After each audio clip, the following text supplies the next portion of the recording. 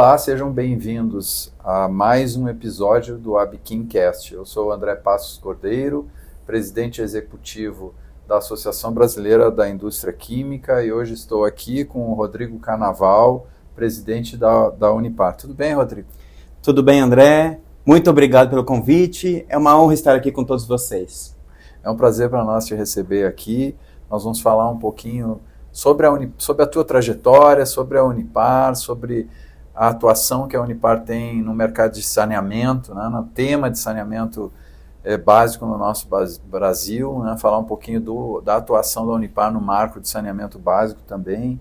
Então eu queria começar te pedindo para contar um pouquinho sobre a tua trajetória pessoal e profissional, né, que te levou aí à frente da Unipar, que também é uma empresa membro do nosso comitê executivo, né, a principal instância de aconselhamento, de decisão, de discussão estratégica, né, do futuro da indústria química aqui.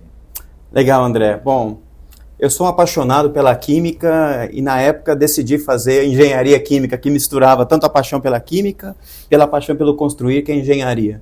Sou formado pela Faculdade de Engenharia Química de Lorena, que se converteu hoje em dia em Escola de Engenharia da USP. Isso idos do ano 2000, né? Depois disso, eu acabei fazendo distintas especializações, seja em marketing, em produção, em liderança, passando aí pela Fundação Cabral, pela Unesp, por Harvard.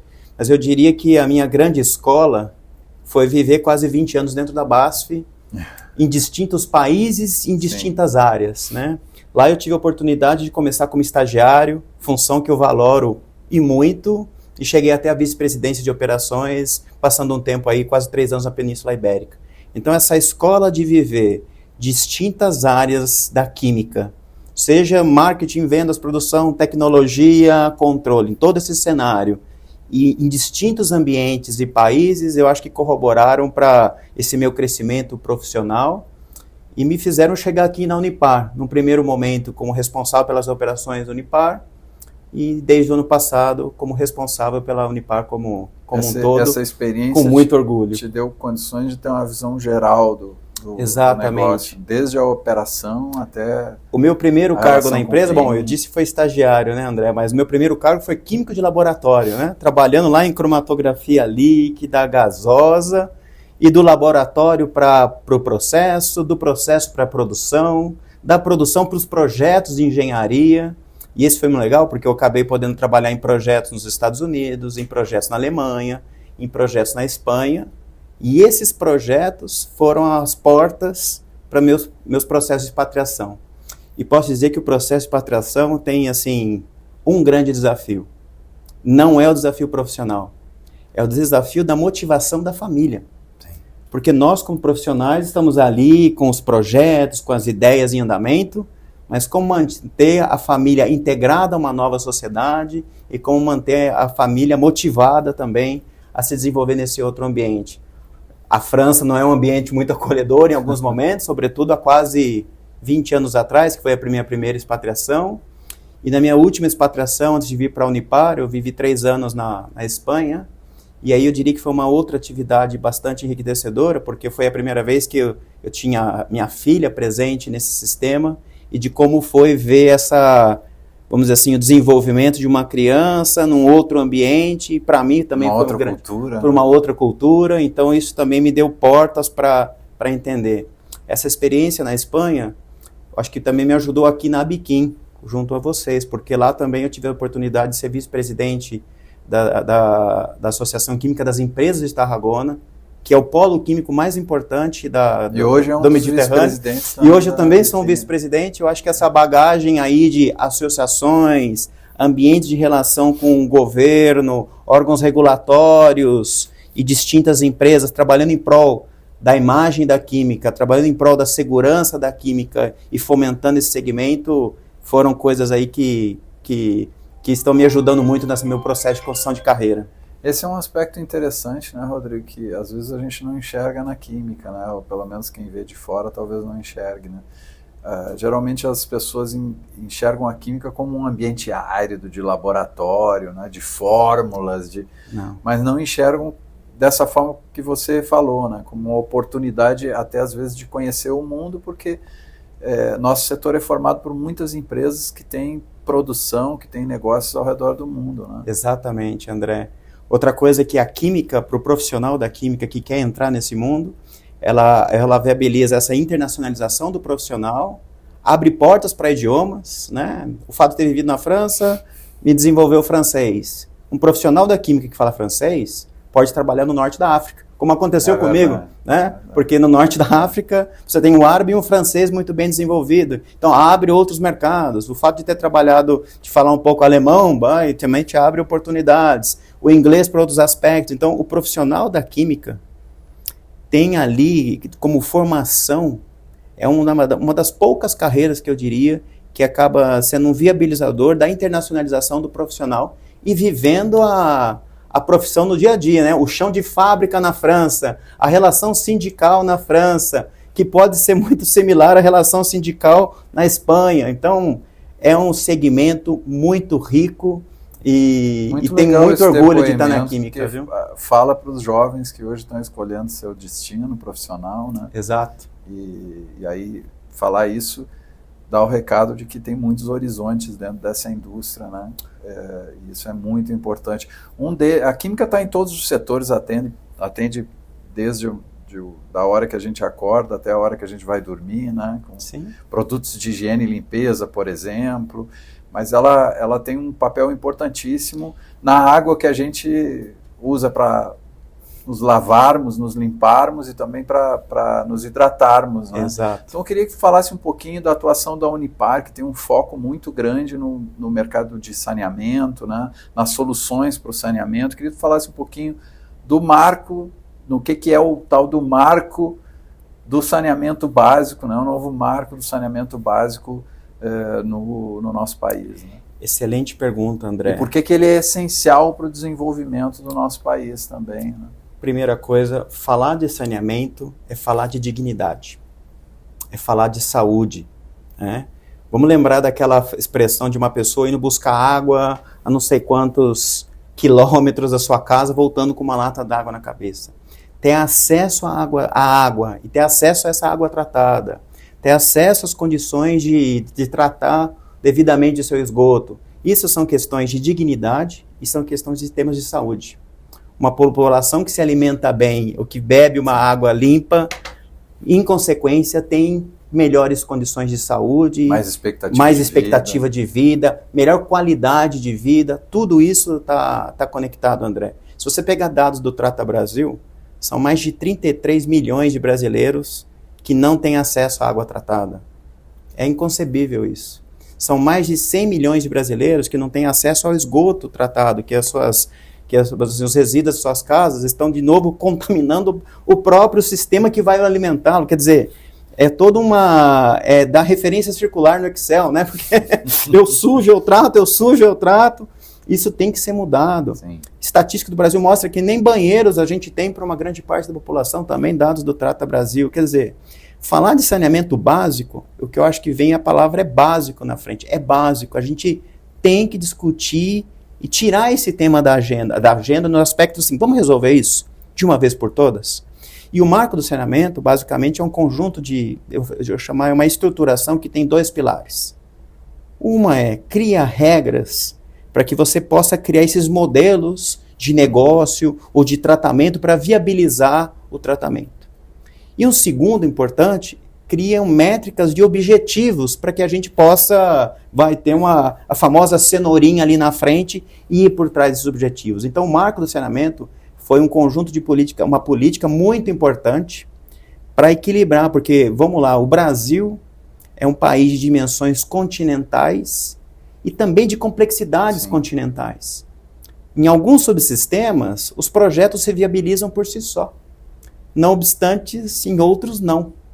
E o marco do saneamento é justamente o que vem endereçar a essa periferia do sistema e de como tratar essa periferia do sistema. Eu acho que esse é o grande impulso que o marco do saneamento traz para o nosso país. Medida necessária e, sobretudo, urgente, dada a situação que estamos hoje. Puxando um pouquinho a sardinha aqui para a nossa brasa, ou a brasa para o nosso assado. Claro.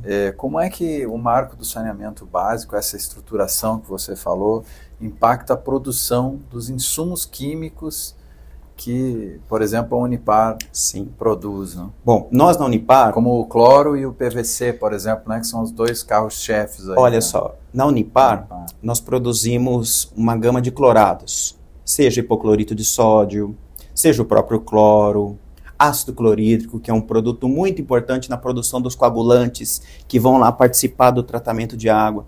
Então, nesse conjunto de produtos, eles entram em distintas fases de tratamento de água e é aí que a Unipar participa. Nós somos basicamente o combustível do motor, vamos dizer assim, dessa máquina chamada saneamento. Sim. Mas o marco do saneamento fala eu preciso de infraestruturas. Então, no primeiro momento, a gente tem que criar os sistemas de coletas para poder levar, vamos pensar no esgoto ou na água. Eu preciso endereçar, captar, tratar e distribuir. Captar, tratar e distribuir significa uma infraestrutura. Toda essa infraestrutura vão fomentar empresas de construção civil, que por consequência também vão precisar de tubos e conexões. Isso vai fomentar a indústria do plástico, porque isso fomenta tanto o PVC, que a Unipar tem, como outros plásticos também utilizados na construção dos tubos de adutoras. Então essa cadeia movimenta nesse primeiro momento tudo isso. Uma vez que tudo isso esteja existente e conectado, aí vem o que eu chamo do combustível para isso tudo, que são esses elementos químicos que vão trabalhar no processo de purificação e tratamento dessa água. Essa é a beleza desse sistema. E a Unipar vem trabalhando forte nesses aspectos, né? A gente já faz muito bem esse papel aqui no Sudeste, com investimentos aqui, por exemplo, em Cubatão. A gente está fazendo muito bem, não a lição de casa, mas a lição da inovação. Por exemplo, a produção do cloro é um sistema chamado eletrointensivo. Sim. Eu preciso de muita energia. Muita energia. O que eram notícias do Brasil alguns anos atrás? Não era o tema de o Brasil tem apagão? Apagão. Como é que uma empresa trabalha, então... Tempo atrás, não muito tempo atrás. Não muito tempo atrás. 2 décadas, né? Então, com o cenário de um país que às vezes você tem a probabilidade de um apagão, não é melhor você ter sua própria fonte de energia? Sem dúvida nenhuma. Então, tudo bem. A gente estabeleceu, então, a criação de parques de geração de energia elétrica, visando a confiabilidade no sistema, porque a gente não pode parar, porque nós pararmos significa não ter água tratada, sim, e se não tem água tratada, a gente já sabe as consequências. Então, a gente fez um grande investimento para assegurar acesso à energia, assegurar o acesso a uma energia competitiva e sustentável, né? Porque a gente está falando de parques eólicos, de fazendas solares, que hoje alimentam, até o final desse ano, vão alimentar 80% do consumo da Unipar no Brasil, e esses outros 20% de energias necessárias, a gente também fechou acordos com parceiros para energias renováveis. Então a gente fez lá um papel do primeiro passo na cadeia sim, minha fonte de energia é de uma matriz 100% renovável. E por um tema de gestão, vamos dizer assim, de criar confiança que eu tenho capacidade de entrega, 80% dessa energia é produzida no nosso próprio sistema. O segundo aspecto de competitividade e de entregar confiança a esse mercado crescente são tecnologias. A Unipar está investindo em phase-out de tecnologias obsoletas na sua totalidade. E no final desse ano de 2025, todas as unidades da Unipar no Brasil terão tecnologias membranas, que são de última geração. E aí vem o que eu digo que é o outro aspecto, né? Você, para se qualificar como um bom fornecedor, ou quase um enabler para todo o sistema, você tem que demonstrar capacidade de entrega, confiança de entrega e capacidade de gerar competitividade em todo o sistema. Os efeitos são muitos, né? Muitos. Vocês já estão enxergando, assim, a partir do marco do saneamento, um incremento da demanda, né? Uma procura maior das empresas de saneamento diretas em relação a fornecimento de insumos de alguma forma? Eu diria que o processo está em aceleração, André. Porque, como eu disse, a primeira tarefa tem que se criar infraestrutura. Então, eu diria que em muitos casos ainda, o carro está em construção. Estão construindo a estrutura. E nós aqui estamos preparando a fábrica de combustível para esse veículo. Por isso que, como tendência, o marco do saneamento, sim, representará crescimentos importantes para a Unipar, mas nesse momento eles estão nas rotas de construção. E já até te conecto com outro tema. Esse é um desafio que nos impõe hoje para essas indústrias no Brasil. Porque construir esse carro requer engenharia, empreiteiras, mão de obra qualificada. Então hoje os projetos do marco do saneamento têm capital disponível. Tem desafios lançados. Tem desafios lançados, mas eu acho que tem gargalos estruturantes no aspecto de fornecimento de produtos para esse mercado ou para esse sistema e fornecimento de matéria-prima para isso. Isso é um dos desafios aí importantíssimos para a gente mover. Mas você vê como é muito bom, né? Você lança um marco disso, quanto movimento na cadeia também, né? Importante, né? Ele é um gargalo importante, mas que se torna uma oportunidade importante para as distintas empresas do setor no Brasil. Porque a gente vai poder observar aí também a criação de novas empresas, por exemplo, de serviços de engenharia para atender sem dúvida, esses desafios que estão lançados pelo marco. Né? Sem dúvida. E em geografias distintas. Você veja, por exemplo, uma coisa que eu mergulhei bastante dos projetos de geração de energia da Unipar, é gerar trabalho em áreas, eu chamadas mais inóspitas. Você pega lá, nós temos um parque eólico no Rio Grande do Norte. O fato de criar esse parque lá, eu tenho agora equipes de manutenção lá. Sim. Então isso gera emprego local. Sim. Área de manutenção são empregos de qualidade, bom nível de remuneração. Então, no final das contas, a gente acaba também criando esse processo de geração de economia local, emprego de qualidade local, e, de certa maneira, contribuindo com o desenvolvimento do país de uma maneira mais porque essas empresas dispersa, que estão te atendendo diretamente, que foi um ecossistema criado a partir da demanda original da Unipar, essas empresas vão também prestar serviço para outros setores. Sem né? dúvida. Então aumenta a complexidade, aumenta a renda de uma forma geral. Né? Mas distribui melhor a população no país também. Evitam essas superconcentrações, porque uma vez que você gera trabalho e demanda local, você evita esse processo das supercidades aí também no país. Impacta positivamente o desenvolvimento regional, o equilíbrio do desenvolvimento regional. Você vê que o efeito dominó e cadeia é fantástico. Né? E me fala um pouquinho das iniciativas que a Unipar está desenvolvendo aí com outras empresas e outras instituições também, além da Abiquim, evidentemente, né? Nesse tema do saneamento básico. Aí.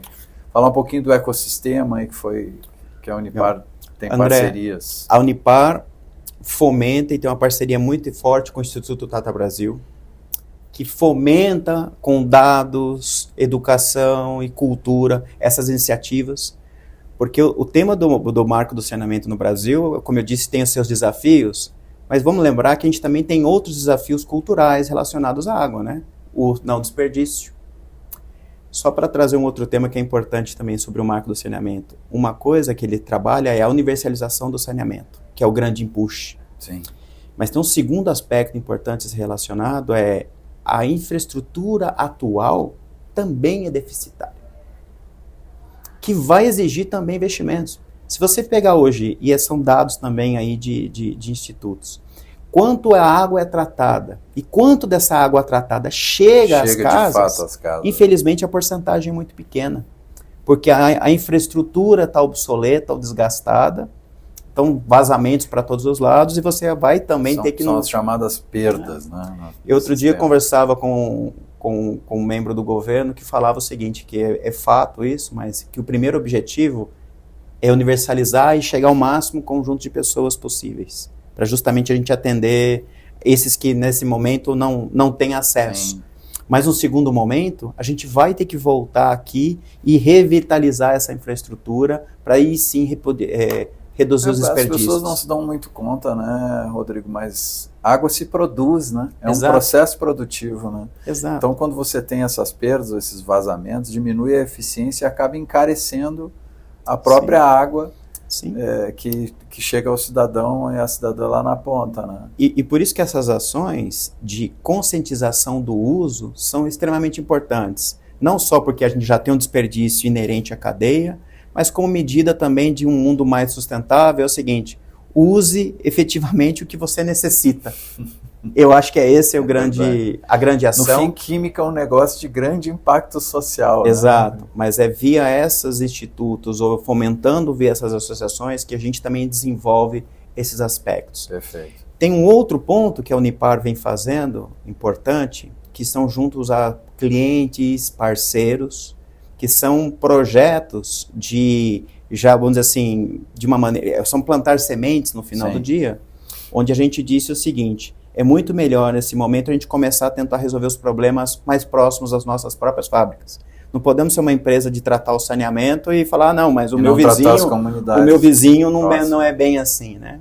Então a gente começou um conjunto então, vocês de têm iniciativas. Projetos sociais também para lidar com esse... Então, por exemplo, comunidades ali de Rio Grande da Serra, o Ribeirão Pires, a gente fez projetos agora, Jardim Plantecal, Jardim Encantado, em associação com o Sabesp, em associação com a Tigre, projetos de coleta de esgotos que eram vertidos em córregos, que vão para a represa Billings, que em algum momento vão ter que ser tratados, porque a Billings é parte da alimentação do São Paulo, e nesses projetos foram feitos de coleta de esgoto, captura aí desse material para envio correto nas estações de tratamento de frente da Sabesp. Isso tudo tem que ser feito no país inteiro. Mas eu acho que começando por esses pequenos exemplos, o tema do saneamento vai passar por um tema de engajamento de empresas, engajamento dos órgãos públicos, e esse é o tema do ecossistema. Não vai adiantar só falar, não, o investimento é criar novas estações de tratamento de efluentes. O investimento é só criar novas estações de tratamento de água. Não, tem que ter um compromisso das pessoas para fazer os investimentos nas próprias casas. Claro. Quem disse que a casa está conectada? De quem vai ser a responsabilidade do investimento da casa para a rua? Como a gente está falando que são comunidades carentes, em algum momento a gente também vai ter que criar algum incentivo, alguma política para poder criar essa conexão. Porque caso contrário, você corre o risco de criar um elemento... atuando próximo de onde ela produz para criar exemplos que possam ser replicáveis em maior escala, porque eu acho nacional. Que o último elo da cadeia é o investimento da pessoa física. Sim, sempre. Porque é ele que vai depois conectar na estação de tratamento, na rede de coleta.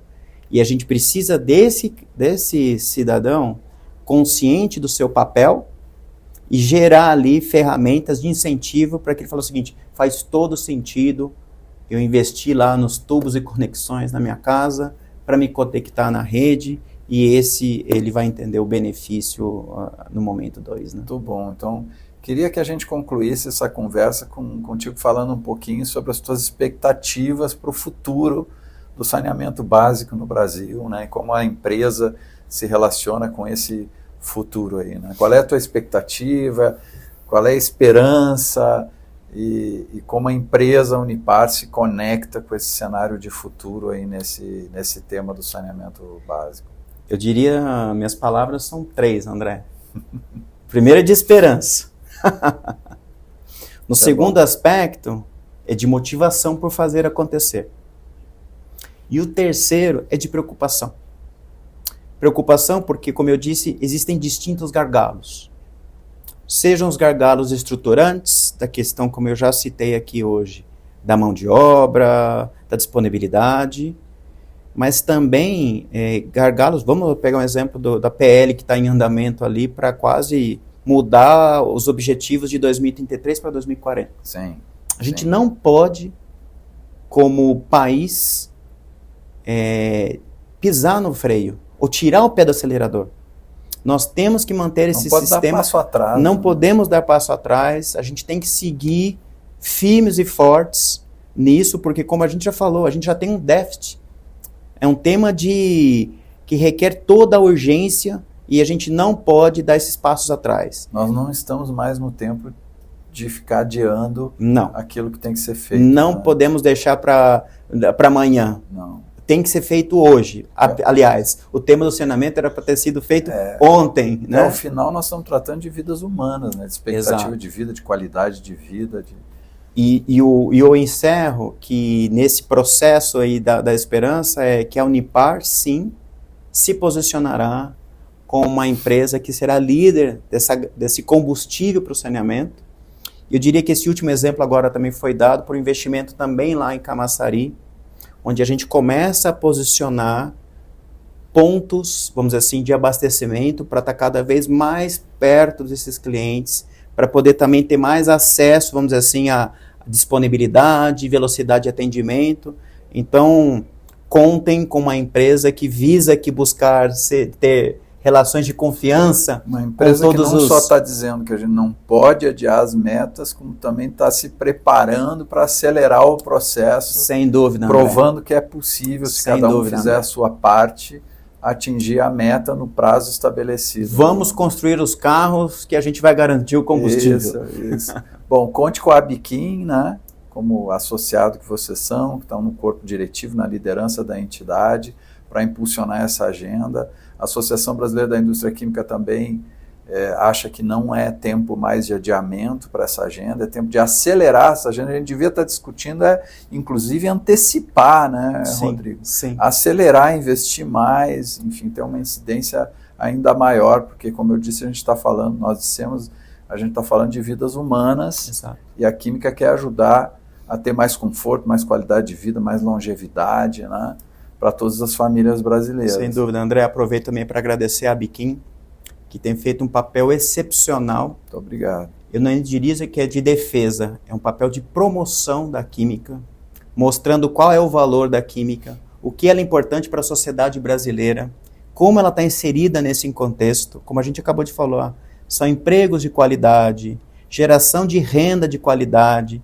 geração de benefícios de qualidade, e a Abiquim vem fazendo esse papel de promoção de conjunto de indústrias, junto à sociedade e junto também ao governo. Agradeço aí pelo papel da Abiquim, viu? Bom, muito obrigado. Agradeço, e esse foi mais um episódio do Abiquim Cast, que contou com a participação de Rodrigo Carnaval, presidente da Unipar. Fica aqui o convite para mais um episódio, também para a empresa falar dos outros mercados de atuação dela, que a gente sabe que são diversos, além do saneamento básico também. Muito obrigado pela tua participação. Nos vemos no próximo.